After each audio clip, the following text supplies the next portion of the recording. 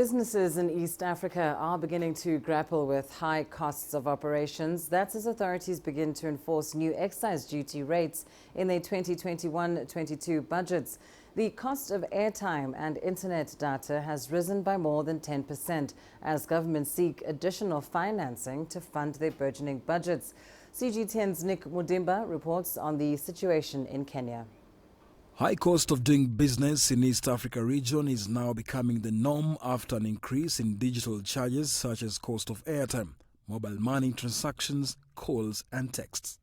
In Kenya, the government increased excess duty on airtime and telephone services from 15% to 20%, while in Uganda, authorities increased the excess duty on airtime as well as internet data to 12%.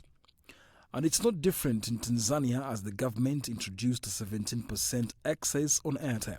Though the tariffs are getting heavier, most telecommunications companies are still enjoying consistent subscription bases, even as the taxman casts his net wider. I think revenue authorities in the region have been trying to harmonize and coalesce around standardization of rates and to make sure that taxation across the region is harmonized to deal with issues with fiscal justice and fiscal inequalities in the tax regime. So the EAC has these programs where they are trying to get revenue authorities to talk. Those commissioner generals of revenue authorities have been meeting to agree on these things.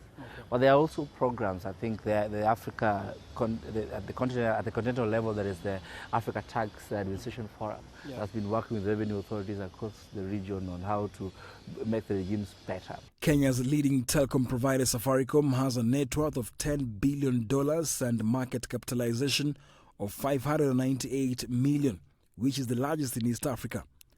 The Vodafone-owned telco has a base of 35.6 million subscribers, equivalent to 64.5% market share.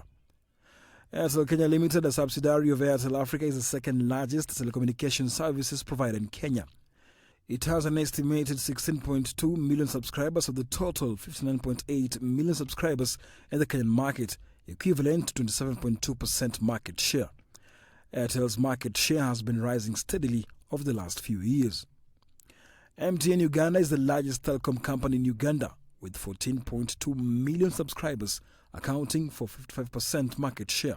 But the rise in the charges hasn't been met well with some subscribers. I think there are two issues. One, many economies in the region were already, in a slow growth trajectory.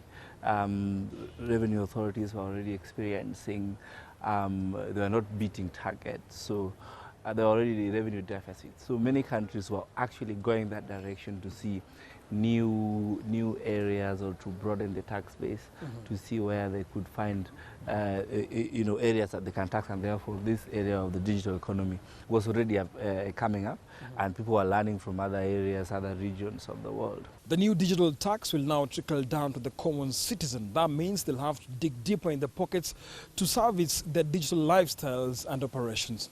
Nick Mudimba, CGTN, Nairobi, Kenya.